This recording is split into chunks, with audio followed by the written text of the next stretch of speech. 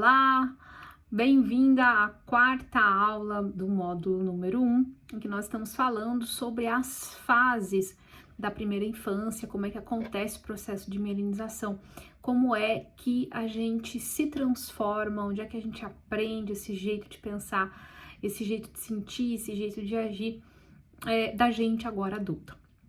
Então, nós estamos agora na quarta fase do processo de mielinização da coluna cervical e nesse momento é onde o encapamento da bainha de mielina ele está nos esfíncter anal e urinário, tá? Então essa aqui a gente pode chamar de a fase da consolidação, mas a gente também pode chamar de a fase do desfraude, tá?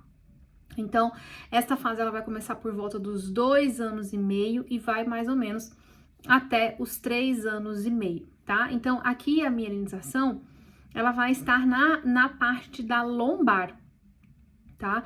Ela vai começar na parte da lombar e ela vai, na parte da lombar e da pelve, e vai descer até mais ou menos as pontas dos, mais ou menos não, vai descer até a ponta dos pés, tá? Então, todas as conexões nervosas, elas estão acontecendo para quê? Para dar força para essas pernas, para dar capacidade de movimentação para essa criança e para dar a capacidade dessa criança de segurar o xixi e o cocô, de controlar o xixi e o cocô, tá? Então, se antes ela não tinha a capacidade de prender o cocô quando ele estava vindo, de dizer, olha, vai sair, vou correr pro banheiro, agora a partir dos 2 anos e meio, ele já começa a ter, não quer dizer que ele já tenha, que tá completado, não, ele começa a ter mais ou menos nessa idade, a partir dos 2 anos e meio, tá? Então, a sensação que antes ele não tinha, né, como eu falei, a bexiga tá cheia, vai sair, o xixi tem que correr pro banheiro, agora ele vai começar a ter, tá? Ele vai começar a sentir, ele vai começar a ter o controle. Antes ele não tinha controle nenhum, tá? Então, nessa fase, a criança, ela expressa mais os desejos dela, as vontades, ela vai ser uma criança que vai expressar mais as curiosidades dela, o desejo de experimentar, de ir, de explorar os seus lugares, ela vai estar com mais força também, então ela vai se sentir mais confiante, então ela vai fazer isso, por quê? Porque ela tem mais liberdade de locomoção, né? Então ela tem mais liberdade física, já tá tudo pronto, ela já sabe levar o alimento à boca, ela já sabe pedir, ela já tá falando, ela já tá se expressando, então agora ela quer o quê? Ela quer experimentar o ambiente, ela quer fazer outras coisas diferentes do que ela fazia antes, tá? E é nesse momento que os conflitos com a mãe ou com a pessoa que cuida dessa criança, né, com os pais, com aqueles que fazem a função pai e mãe, eles vão começar, tá? Por quê? Antes, a criança, ela se submetia à vontade do pai e da mãe, tá? Então, lembra que lá na fase oral era uma fase de extrema dependência? Então, ele dependia da mãe, não tinha jeito, não tinha o que fazer, né? Na fase psicopata, ele estava ali aprendendo a negociar, tinha um jeitinho ainda, né? Ele ainda estava numa dependência da mãe, mas já não era total dependência. Agora, ele já tem uma certa... ele já tem certas habilidades que permitem que ele saia por aí. E aí, esses desejos dele, esse jeito que ele pode conduzir ali os próximos passos que ele der nesse novo ambiente, nesse novo jeito de encarar a vida, porque são novas sensações, agora ele começa a sentir uma coisa diferente. Ai, nossa, eu tenho essa vontade aqui de ir ao banheiro, eu tenho essa vontade aqui de fazer cocô, como é que lida com isso? Ele vai começar a sentir o ambiente dele de uma maneira diferente. E os pais também, por sua vez, irão mudar um pouco, tá? Se esses pais antes eram extremamente voltados para a realização das necessidades dessa criança, agora eles vão começar a se retirar um pouco e exigir dessa criança que ela tenha um novo comportamento. Muitas vezes é isso que acontece, tá? Então, essa fase é uma fase que a gente chama também de consolidação. Por quê? Porque É a fase em que se desenvolve o traço do caráter masoquista, tá? Então, o traço do caráter masoquista, ele vai se desenvolver entre 2 e 3 anos e meio, e uma das características maiores do traço do caráter masoquista é a consolidação. Ele tem a habilidade de consolidar as coisas, tá? Esse traço, ele é marcado por uma energia de força muscular muito grande, tá? Ele tem muita energia no músculo, ele tem muita estabilidade muscular. Então, essa energia muscular do masoquista, ela não se manifesta, essa força, tá? Gravem bem isso, essa força não se manifesta só no corpo, mas também nos ambientes, ou seja, ele tem uma energia mais densa. Você estar perto de um masoquista é uma energia mais, como é que eu vou dizer assim, não é pesada no sentido de ruim. É uma pessoa que aguenta o tranco, tá? É uma pessoa assim, fechada, entende? É uma pessoa, às vezes, o masoquista, às vezes, ele é até carrancudo, assim, tá sempre com esse sinal aqui no meio da testa, tá?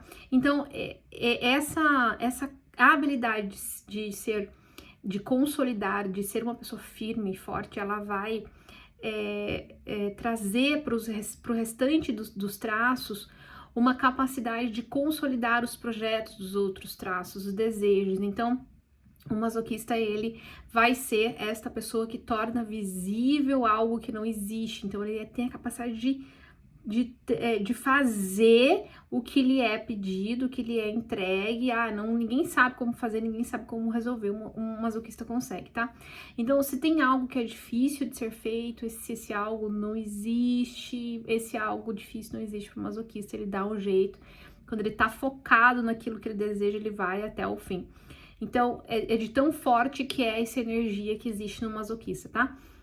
O significado literal de consolidação, o que é? É tornar do estado líquido para o sólido, tá? Então, é de endurecer alguma coisa, tá? Vamos dizer aqui que eu tinha uma jarra d'água e coloquei na geladeira, virou gelo. Então, isso consolidou a água, tá? Sólido, tá? Duro. Mas, metaforicamente falando, consolidar significa tornar firme e estabilizar. E esta é uma característica muito marcante do masoquista, tá? Que surge exatamente nesse momento da vida da criança.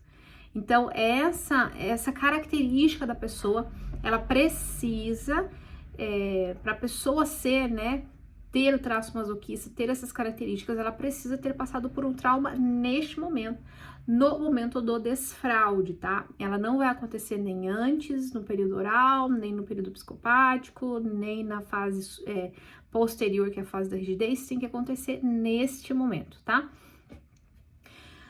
Então, se nessa fase, né, se na fase 1, desculpa, a energia estava na cabeça, né, na fase esquizoide, então estava aqui no cérebro, certo? Lembra lá? Estava no cérebro. Na fase 2, desceu aqui para essa região, garganta, boca, né, olhos, os sentidos, começou a ouvir. Veio aqui para os ombros, para os braços e aí para as mãozinhas. E se na fase 3 estava no tronco, né, que é tórax, vai descendo aqui para a bacia, mais controle aqui dessa região. Agora a energia vai estar onde? Ela vai estar descendo nos quadris, aqui na pelve, descendo na lombar e se irradiando na parte da frente, vamos pensar assim, tá? Se irradiando pelas pernas até a ponta dos pés, tá? Agora vamos entender como é que se forma essa energia mais densa, mais forte, né? Como que ela se manifesta na vida adulta, de um jeito assim que às vezes vem de um jeito preocupado e que busca segurança o tempo todo, tá? Porque o masoquista é um traço que busca segurança, ele é o cara que vai fazer concurso público, ele é o cara que entra numa empresa e sai depois de 10 anos, ele é o cara que prefere o salário dele pingá-lo todo mês ali, do que ele arriscar o dinheiro dele numa empresa. Não é como psicopata, por exemplo, né, que arrisca, que não tem medo de arriscar. Ele é uma pessoa que busca segurança, tá? Ele pode sim sofrer certas alterações, pode ter uma psicopatia, pode ter um masoquismo que ao longo da vida seja transformado? Pode, porque ele tem outros traços, né? A pessoa não é só aquilo. Então a gente sempre tem que pensar assim, ó, essa pessoa tem esse componente, mais esse componente aqui, mas qual que é o traço central da pessoa, né? Qual que é o traço principal dela? Como que é que a dinâmica dela acontece na maior parte do tempo? É mais masoquista? É mais psicopática? Ou é os dois? Então eu noto que a pessoa, ao mesmo tempo que tem liderança, ela tem consistência, pode ter os dois ali, tá? Então a gente sempre vai observar essas coisas. Fiquem calmas, não fiquem ansiosas para tentar entender, tá? É tudo de uma vez, porque ao longo da nossa jornada a gente vai aprender isso, tá? Então a gente vai conseguir identificar essas características na personalidade das pessoas, tá? No caráter das pessoas, principalmente no de vocês, e ensinar vocês a lidar melhor com isso, tá bom? Então, é nesse momento, né, que desenvolve o traço do caráter masoquista. E o que acontece nessa fase que pode traumatizar a criança, que pode fazer com que ela desenvolva o traço de caráter masoquista, tá? O que pode acontecer para que ela fique fixada na dor do caráter masoquista? Então, são 2 fatores, tá? 2 fatores. O fator número 1 é a pessoa responsável por essa criança, ela antecipa o momento do desfraude, tá? Força a criança a controlar o cocô e o xixi antes desse momento ideal, né? Então, se a fase começa 2 anos e meio e vai até 3 anos e meio, adianta desfraldar com 2 anos? Adianta desfraldar com 2 anos e meio exatamente? Não começou o desfraude, já vou tirar. Não, é um processo, ela vai aprendendo a controlar aos poucos, tá? Ela não vai conseguir controlar tudo de uma vez. Mas aí a mãe exige que a criança, né, já funcione. Tá? Então, não é que a criança, ela quer fazer xixi na fralda, não é que a criança queira fazer cocô na fralda, não é que ela queira fazer cocô, é que ela ainda não aprendeu a sentir o controle naquela região. Então, o controle ainda não tá ali, tá? Então, antecipar essa fase, ela vai fazer com que a criança se sinta pressionada a fazer aquela região funcionar por causa das reprimendas da mãe, mas não porque ela tá pronta. Então, a mãe vai falar assim, ah, já falei que você tem que pedir, você não sabe falar, de novo, xixi na calça, eu não aguento mais, vai ter muita reprimenda. Vai ter, assim, uma exagerada preocupação com essa parte do desenvolvimento da criança, tá? E muitas vezes vão acontecer episódios assim, mãe, vem trocar fulano, aqui, fez cocô, que nojo. Ah, o irmão grita, né, fala, ah, tá todo cheio de merda, que eu não aguento mais esse cheiro. Tá? Então, a criança, ela vai tá envolta nesse ambiente, né? E essas coisas que a mamãe fala, muitas vezes a mamãe vai falar na frente das outras pessoas. Se antes desse momento, dessa fase, a criança, ela tava só envolvida na fase oral, por exemplo, era só ela e a mãe, então ela não via outras pessoas, ela não entendia outras pessoas. Na fase psicopática já começou ali a se relacionar um pouquinho, mas ainda assim ela não percebia o ambiente. Nessa fase, exatamente, ela vai já perceber a presença de outras pessoas e todas as vezes que a mãe expor ela vai ter essa sensação de que, poxa, estão expondo o meu problema, estão expondo o que eu fiz aqui de errado, não tá legal. O fator número 2 é preocupar-se demais com a limpeza dessa criança, com a organização dela, com o que ela pode, com o que ela não pode fazer, ser extremamente durona, ser extremamente exigente, sabe? Ser tão protetora, ser tão presente que a mãe acaba reprimindo, represando os desejos dessa criança. Então, essa mãe, ela acaba limitando os desejos dessa criança, reprimindo os desejos da criança e fazendo com que o amor dela para a criança seja condicionado ao quanto essa criança obedece ela, o quanto essa criança se submete aos desejos dessa mãe, o quanto que ela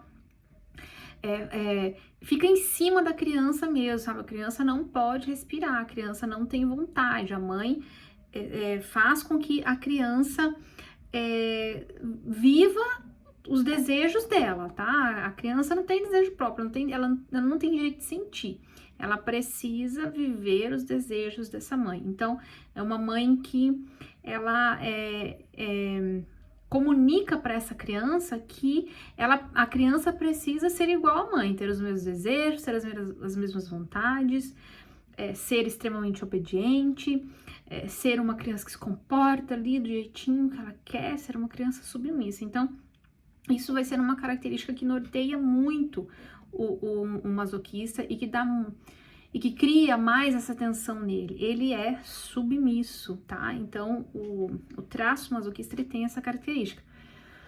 Ele se coloca à disposição de alguém mais forte do que ele e se submete àquilo, a situações que, inclusive, a gente pode lembrar daí do masoquismo, né? Quando você pensa assim, no masoquismo dentro da dinâmica sexual, quem que é o masoquista? Aquele que sofre a dor, é o que gosta de sofrer a dor. Então, ele aguenta a dor, né? Ele precisa de alguém ali, que pode ser o mestre dele, né? Dentro do BDSM, pode ser o mestre dele, e o mestre dele vai infligir as dores, e ele vai ficar submetido ali naquela relação. Então, a dinâmica da psique é muito parecida com isso, tá? Mas não saiam falando por aí, tá? Que a pessoa tem um caráter masoquista e ela gosta de sofrer no sexo, porque uma coisa não tem necessariamente relação com outra, tá? Não é porque a pessoa tem ali um traço masoquista que ela vai se submeter a humilhações sexuais, tá, gente? Então não confunda. Só citei aqui que citei a parte sexual para que vocês entendam o sentido da submissão, tá? Então vamos lá. Então é daí, desse lugar, né, que vem a força desse traço, que vem, quando eu digo assim, desse lugar, é desse lugar de submissão, né? Desse lugar em que a mãe inflige uma obediência da criança a ela, tá? Então, é desse lugar que vem a força do traço. Porque quando vem a cobrança dos pais assim, ó, por que é que você não avisou que você ia fazer xixi? Por que que você não avisou que você iria fazer cocô? Então, a criança, ela sente o quê? Que ela não atende às expectativas desse pai, dessa mãe.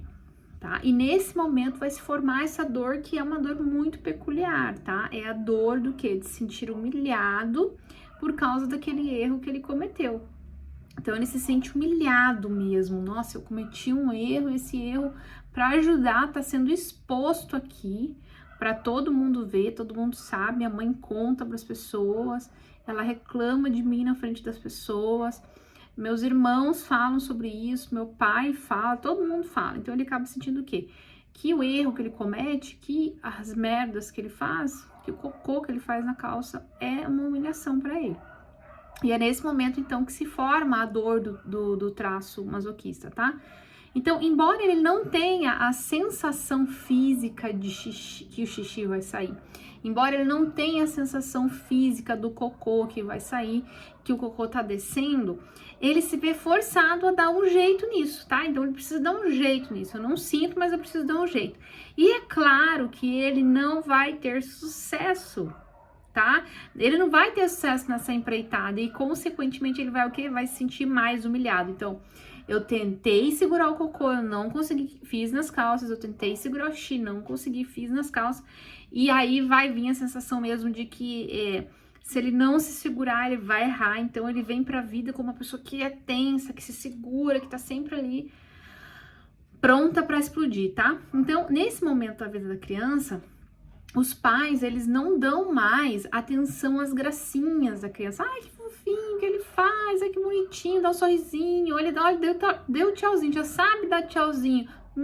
Ele sabe mandar beijinho, que fofo, já passou um pouco a fase da fofurice, tá? Então agora, os pais, eles vão prestar mais atenção aos erros que a criança faz, o quanto que essa criança tá ali interferindo no ambiente, ou tá atrapalhando, ou tá dificultando, ou não se vira sozinha. Então, a sensação de tensão, ela vai estar mais presente no ar, dependendo de quem for essa mãe e de quem for esse pai. Claro que, dependendo do emocional da mãe, dependendo do emocional do pai, ou de quem cuida, as pessoas que fazem a função pai e mãe, isso não vai acontecer, tá? Porque depende da psique dos pais e da psique do pai e da psique da mãe, tá? Então, precisa haver um ambiente de tensão para que essa criança traumatize nesse momento, tá? O ambiente precisa ser tenso. Então, se a criança percebe esse ambiente de tensão, como uma pressão, ela sente um ambiente de tensão pressionando ela. Ela sente que ela está sendo pressionada, ela sente que ela precisa dar conta. É nesse momento que se desenvolve o traço masoquista. Então, e a partir daí, o jeito de sentir, de entender a vida, de se relacionar com as pessoas, vai ganhar novas habilidades, tá? Ele vai desenvolver novas maneiras de se defender nesse ambiente, de sobreviver nesse ambiente, mesmo sendo criança, tá? Por quê? Porque essa fase é uma fase nova também para ele, como foi a fase oral, como foi a fase psicopata e como será a fase rígida. É tudo novidade, ele não sabe como lidar, ele precisa desenvolver um jeito de lidar com todas essas coisas novas que estão acontecendo. Então, aqui nessa fase, é bem interessante porque acontece uma coisa que difere bastante da fase da alimentação, por exemplo, da amamentação, desculpa. Enquanto na fase da amamentação, o que gerou dor foi... Enquanto na fase da amamentação, o que gerou a dor foi uma falta... foi uma falta, né? A criança se enxergava como a mãe. Se a mãe não estava, a mãe não compareceu, tem um vazio, porque tá faltando uma parte de mim aqui. Então, o que gerou lá? Uma sensação de abandono na fase da amamentação. Aqui na fase do desfraude, o que gera dor é um excesso da presença da mãe, tá? Então, guardem isso. Na fase da amamentação, que é a fase oral, o que gera dor? A falta da mãe. A mãe não ter resolvido o probleminha dela, ou se tentou resolver só a partir do ponto de vista da alimentação, do colo, do balançar, né? Mas não resolveu o probleminha que ela tinha. Então a criança sente uma falta, e essa falta ela ocasiona o quê? Um vazio e a sensação de que ela foi abandonada. Mas aqui nessa fase, na fase 4, a fase do desfraude, a fase da consolidação, no momento da formação do traço masoquista, o que é que vai acontecer? Vai ter um excesso de mãe. Essa mãe é uma mãe muito exigente, essa mãe é uma mãe dura, tá? É uma mãe que exige muito, que cobra muito, que protege tanto essa criança ao ponto de reprimir todos os desejos dela, tá? O masoquista, ele nunca vai reclamar que não foi cuidado, que não teve o amor da mãe, mas ele vai dizer que essa mãe foi dura e exigente. Então, preste atenção, não basta a mãe estar presente, a mãe tem que ter sido dura e exigente, uma mãe, mão de ferro, uma mãe difícil, tá? Uma mãe que conduz as coisas com punho de ferro. Então, toda essa tensão no ambiente, ela vai gerar nessa criança uma necessidade de se segurar, ela vai ter uma necessidade de se segurar sempre. Então, literalmente, ela vai tensionar o corpo, tá? Ela vai prender o bumbumzinho pra dentro. Quando você vê uma pessoa com o bumbumzinho assim, preso pra dentro, sabe? Com o músculo contraído, assim, que...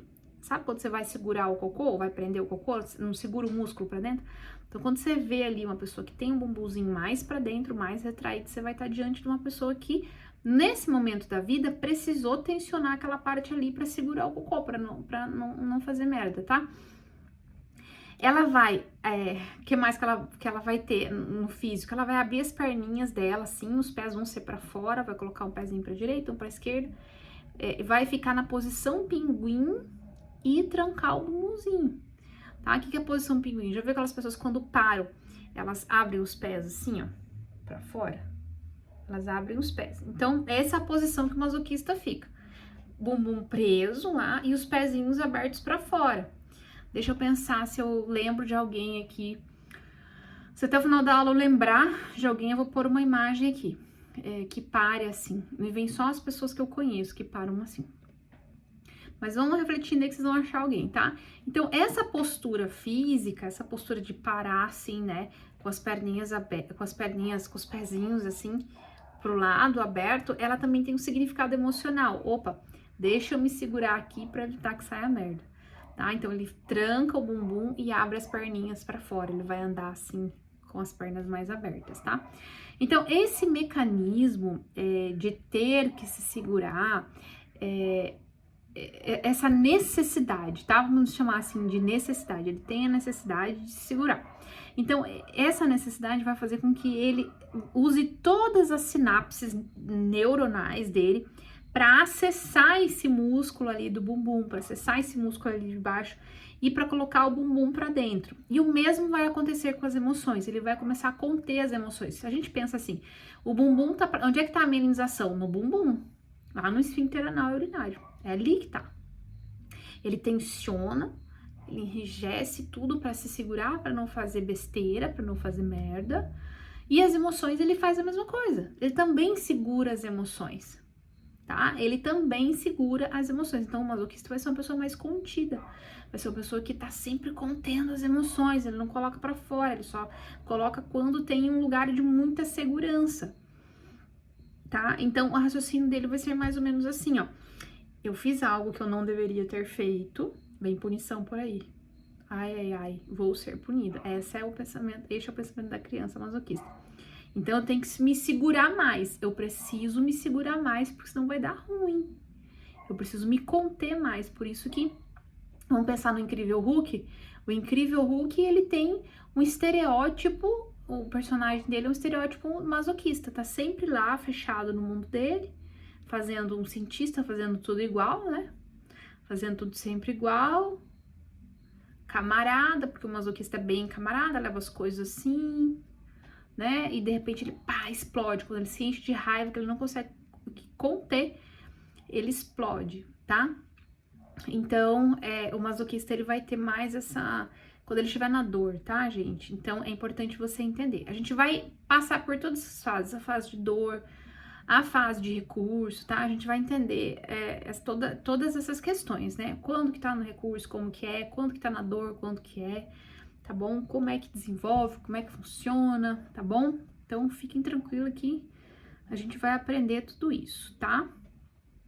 Então, por causa dessa necessidade de se conter, né, de ter que conter o que tem dentro dele, o que ele vai começar a fazer? A criança, ela vai começar a dar passos menores, ela vai andar mais devagar, ela vai andar mais atenta, ela vai focar em uma coisa de cada vez, ela vai evitar até as distrações. Por quê?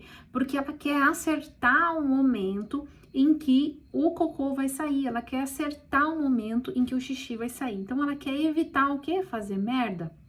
Tá? Ela quer evitar tudo aquilo que a mãe fala pra ela que ela faz tudo errado, que ela não acerta uma, que ela não sabe avisar. Todas aquelas humilhações que ele tá sentindo naquele momento, ele quer evitar, tá? E isso, então, não tem a ver só com o cocô, não tem a ver só com o xixi, mas tem a ver com tudo o que essa mãe deseja e o que essa mãe espera dessa criança, tá? Então, a sensação que ele tem é, nossa, eu não posso deixar sair tudo que eu tenho dentro de mim porque vai dar ruim. Eu não posso deixar sair nada, né? Eu coloquei pra fora cocô, eu coloquei pra fora xixi, eu coloquei pra fora os meus sentimentos. E o que aconteceu? Brigaram comigo. Então, eu não vou colocar, eu vou ficar segurando aqui. Então, ele tensiona todo o corpo dele, tensiona as emoções também. Vai ser melhor ele ficar calado, ficar quieto, e ele vai desenvolver uma capacidade de suportar tudo que acontece com ele, de suportar o ambiente dele, de suportar tudo que está ao redor dele, tá? E ele vai suportar e suportar em silêncio. É neste momento que acontece o desenvolvimento da resiliência, tá? Então, aquilo que eu falei para vocês, esse é o momento da consolidação, uma pessoa que é consistente, uma pessoa que é firme, uma pessoa que você pode confiar, uma pessoa que é dura, que tem uma resistência, tá? Que tem uma carga energética forte.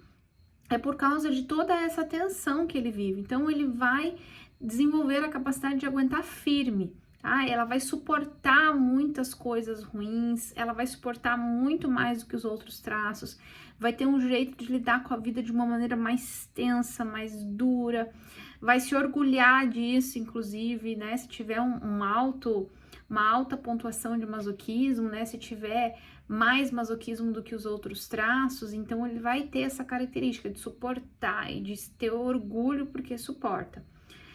Lembra do cérebro límbico que eu falei para vocês lá desde a primeira aula? O cérebro límbico é o cérebro das emoções, né? Então, o esquizoide, lá da fase número 1, que é a fase intrauterina, ele vai se esconder emocionalmente. Então, o esquizoide, ele não quer aparecer, tá? A criança oral, a oralidade, ela quer aparecer para garantir que ninguém esqueça dela, tá? Ela não quer que ninguém esqueça dela. A psicopata, a criança psicopata, ela também vai fazer o máximo de articulações possíveis para ter das pessoas aquilo que ela quer sem precisar fazer muito esforço. Já a masoquista, ela vai se fechar. O masoquista, ele vai pensar assim, eu não vou me abrir porque eu mesmo dou conta. Vou deixar aqui que eu faço. Porque você é forte. Ela vai falar para si mesmo. Porque assim você se protege. Então, ela não vai se abrir. É um traço que não se abre, tá? Então, o esquizoide, ele entende que o mundo dele, ele fica ruim quando aparece. Eu não quero aparecer, deixa eu ficar aqui no meu quarto, mãe. Eu não quero me expor, eu quero ficar aqui sozinho, eu não quero me relacionar. Não quero ter aqui, eu quero ficar de boa aqui. O mundo da oral melhora quando ela aparece, por quê? Quando ela aparece muito, né? Porque ela é vista. E o jeito dela ser vista é, olha, se eu for vista, ninguém vai me esquecer, eu não vou ser esquecida, tá? Então, esse é o pensamento da oral, eu quero ser vista. A psicopata, a mulher psicopata, ela também, quanto mais vista, melhor, quanto mais notada, melhor. Já a masoquista, ela sente que o mundo interno dela piora quando ela aparece. Ficou pior ainda, mexer em coisa que eu não queria mexer. Eu atendi certa feita, eu atendi uma masoquista que, no final da sessão, ela tinha muito masoquismo, ela disse, eu tenho uma coisa aqui dentro de mim que eu não sei explicar, mexeu em coisas aqui que eu não queria mexer e tá desconfortável. A reação dela era essa mesmo, tá desconfortável, não tô sabendo explicar. Porque o masoquismo, ele se fecha mesmo, tá?